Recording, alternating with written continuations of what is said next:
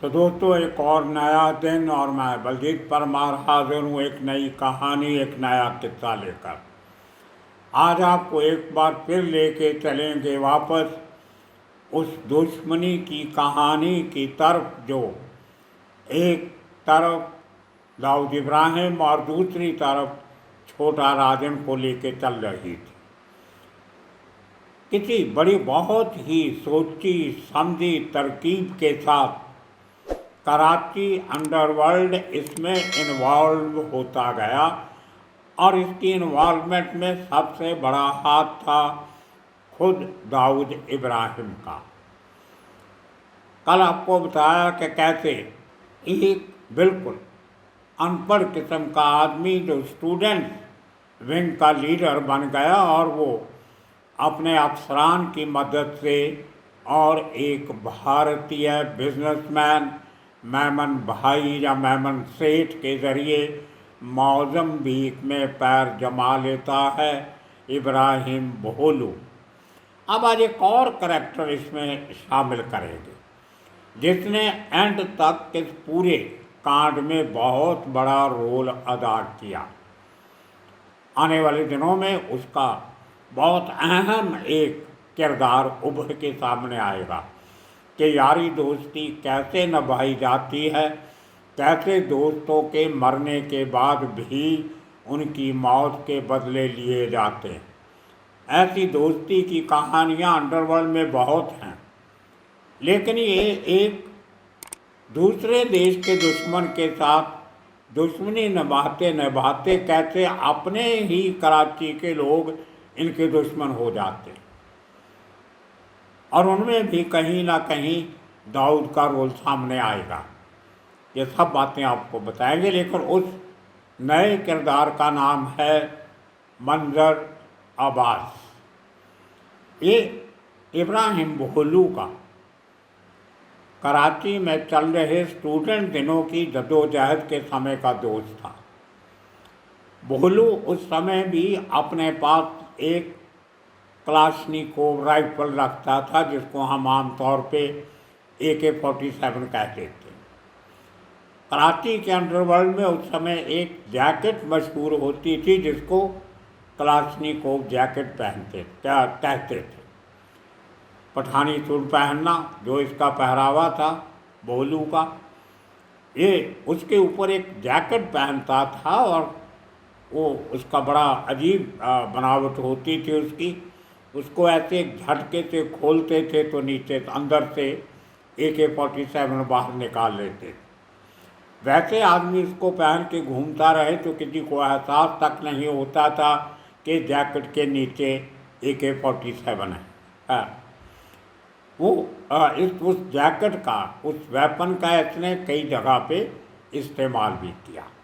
एक बहुत बड़े स्टूडेंट लीडर को इसने मार भी दिया था उससे। हालांकि उस समय पे नहीं मरा था, लेकिन बाद में हॉस्पिटल में जाके चंद दिनों के बाद उसकी डेथ हो गई थी। तो इतना खतरनाक आदमी ये भोलू क्रिमिनल था। और अब जब साउथ अफ्रीका जाने की तैयारी हुई मोज़म्बिक, तो अपने उस खास दोस्त को कैसे छोड़ सकता था, उसको साथ लेके जाता। और अब भोलू गैंग की जगह पे बन गया भोलू मंजर गैंग या मंजर भोलू गैंग।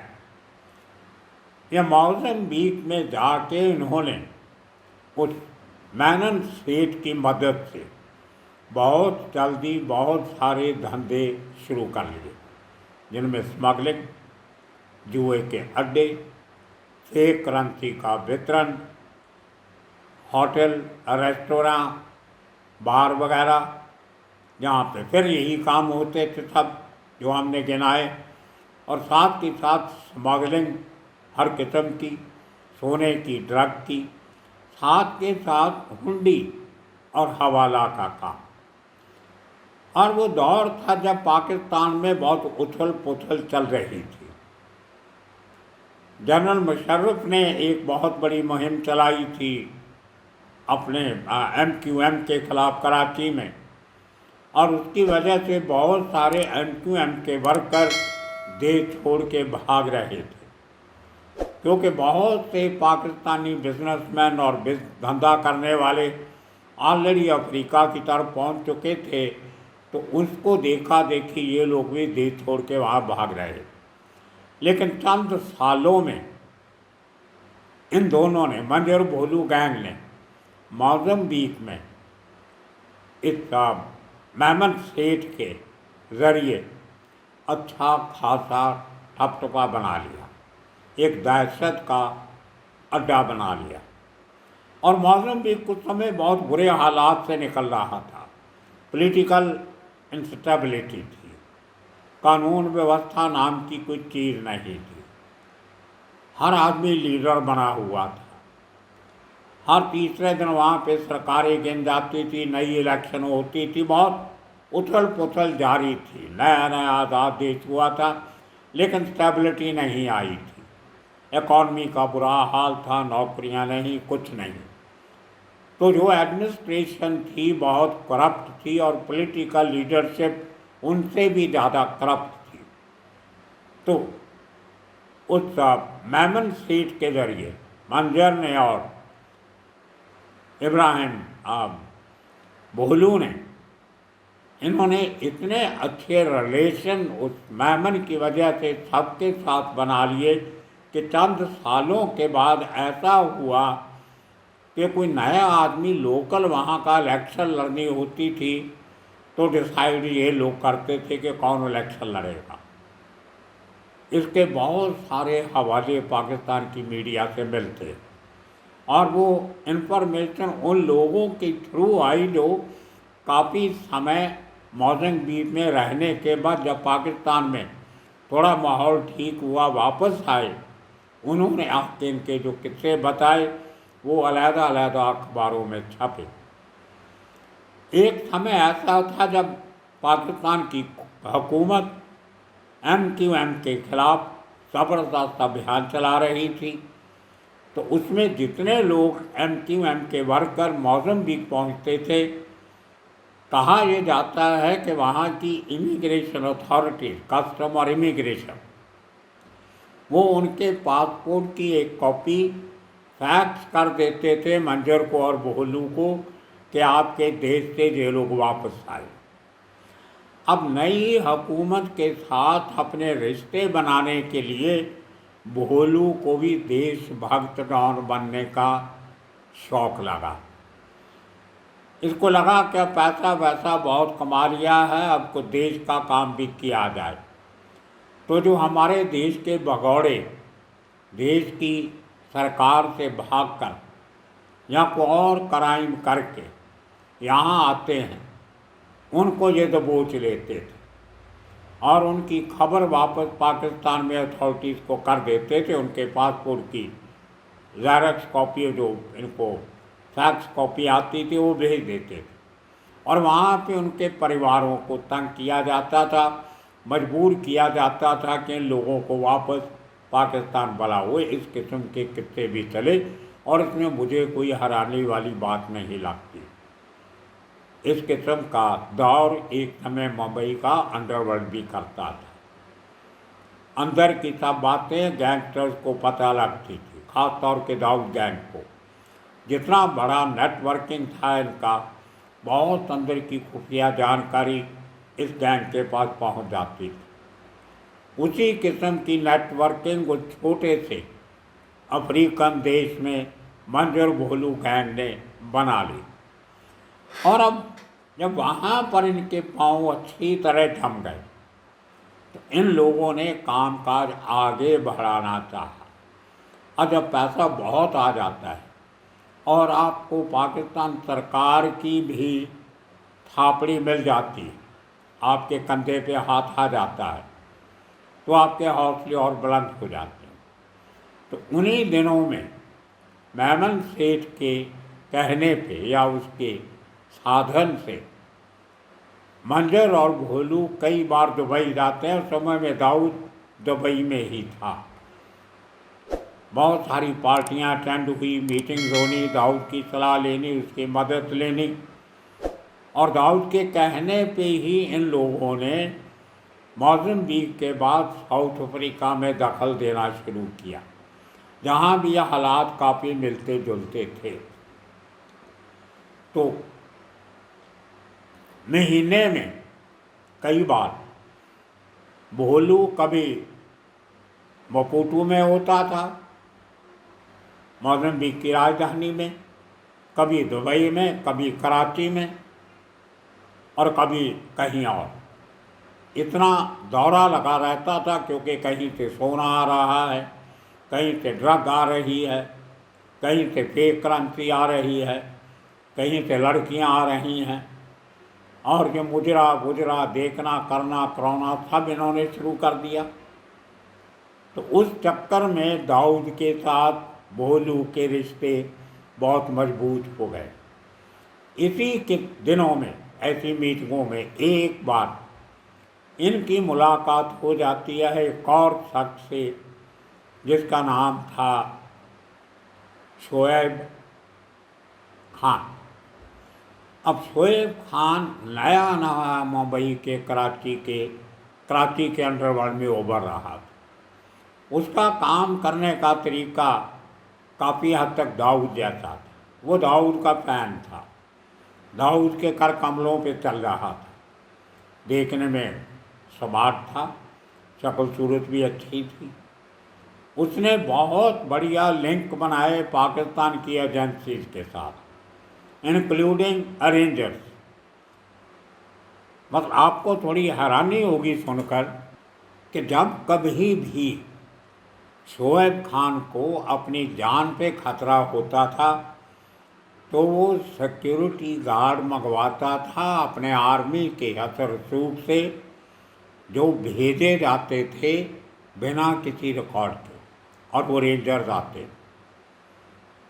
एक बार इसको कोर्ट में जाना था, इसको जान का खतरा था, इसने अपने उन ब्रिगेडियर साहब को बोल के रेंजर्स बुलवा लिए। वहाँ पे जब दुश्मनों ने हमला किया तो रेंजर्स ने सामने से फायरिंग की जिसमें काफ़ी लोग जख्मी हो गए। अब कोर्ट के परिसर में, कोर्ट की प्रीमाइसेस में गोलाबारी होती है और वो रेंजर्स करते हैं तो खबरें बनती हैं। और जब इंक्वायरी हुई तो पता चला कि रेंजर्स को तो वहाँ ड्यूटी थी नहीं, वो गए क्यों।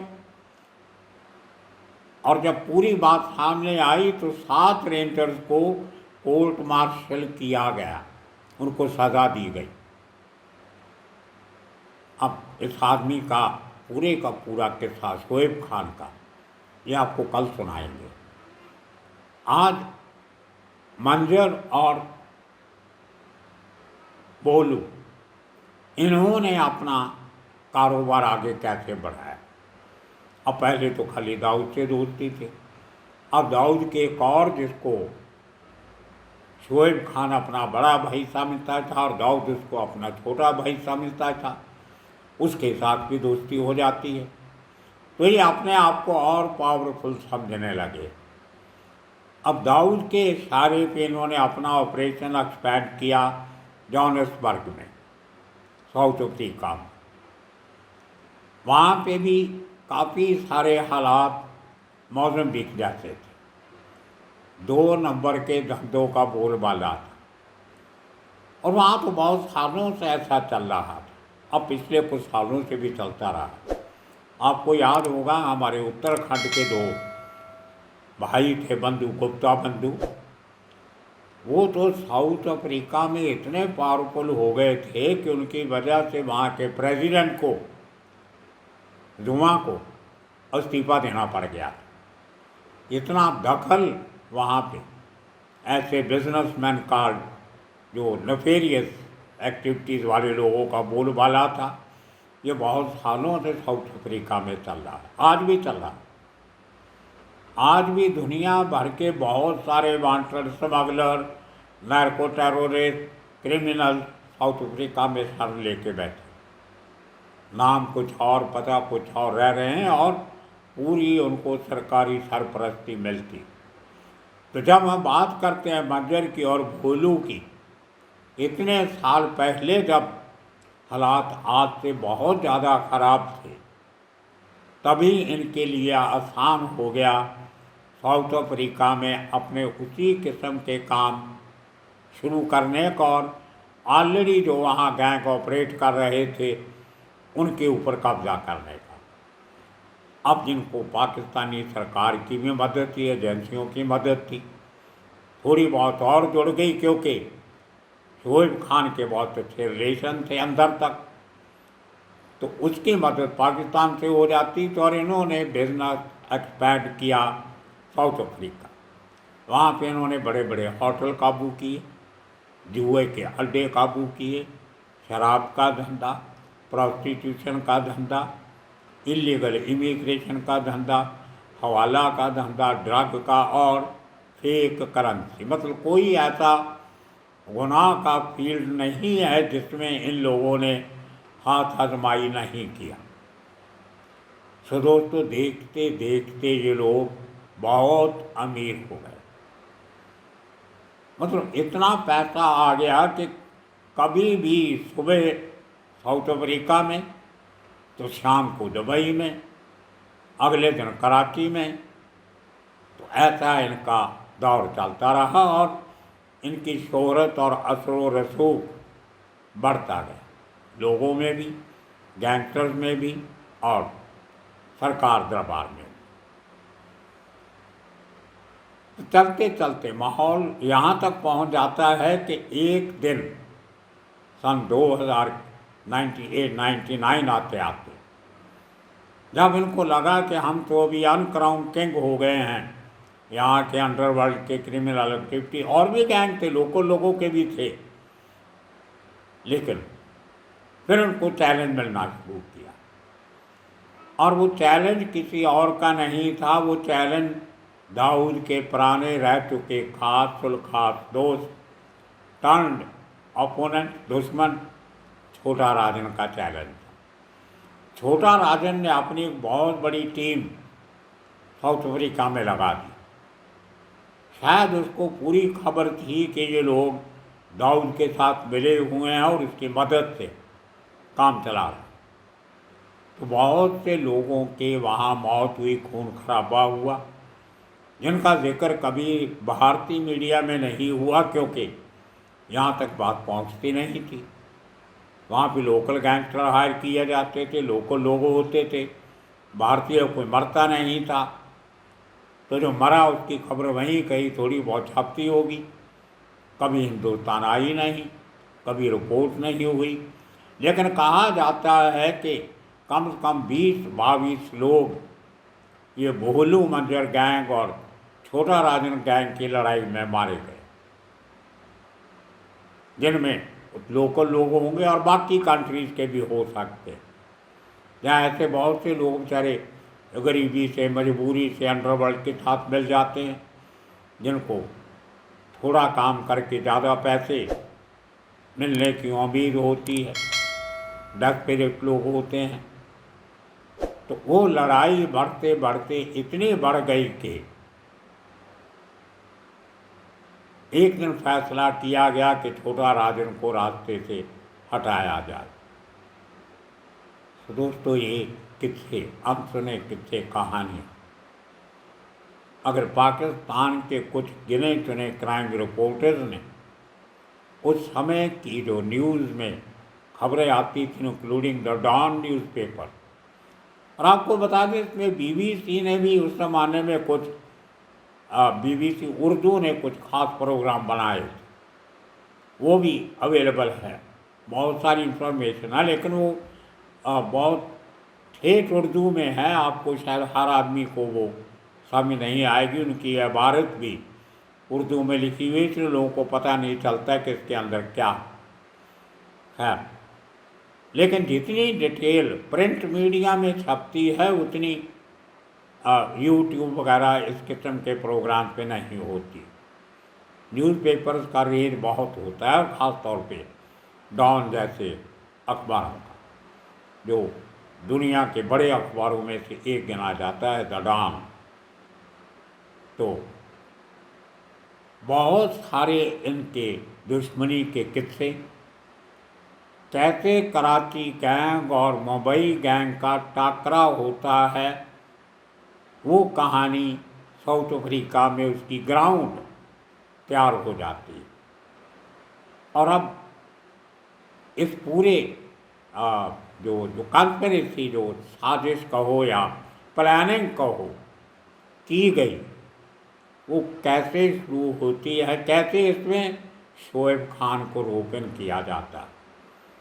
अब शोएब खान कौन था, ये तीसरा करैक्टर इस कड़ी में आता है, बोहलू और मंजर के बाद। मंजर का करैक्टर बहुत उभर के आएगा आने वाले एक एपिसोड में। कमाल कर दिया उस आदमी तो, जब उसने अपने यार की मौत का बदला लिया। और कैसे शोएब खान को बोहलू मंजर गैंग से दोस्ती भी महंगी पड़ी और दुश्मनी भी महंगी पड़ी, और दाऊद को कितना बड़ा नुकसान भुगतना पड़ा कि उसके साथ हाथ मिलाने वाले के सब लोग मारे गए। ये बहुत इंटरेस्टिंग किस्सा है, इंतज़ार कीजिए कल तक। कल आपको बताएंगे शोएब खान का किस्सा, और फिर आपको बताएंगे हमले की प्लानिंग, तैयारी, कैसे पहुँचे, क्या हुआ। तो दोस्तों, उम्मीद करते हैं आपको ये नई सीरीज़ अच्छी लग रही होगी। अपने कमेंट ज़रूर दिया करो और इनको शेयर करो। कुछ नई बातें हैं जो हमें भी मालूम नहीं थी। एक बार फिर मैं अपने पाकिस्तानी सहयोगियों का धन्यवाद करना चाहता हूँ, उन पत्रकारों का, उन सुनने वालों का, जिन्होंने हमारी चैनल के साथ लगाव रखते हुए हमारी इतनी हेल्प की। धन्यवाद आप सबका। देखते रहिए Baljeet Parmar for you. Subscribe कीजिए, शेयर कीजिए और कमेंट ज़रूर कीजिए। Thank you very much. आपका बहुत बहुत शुक्रिया।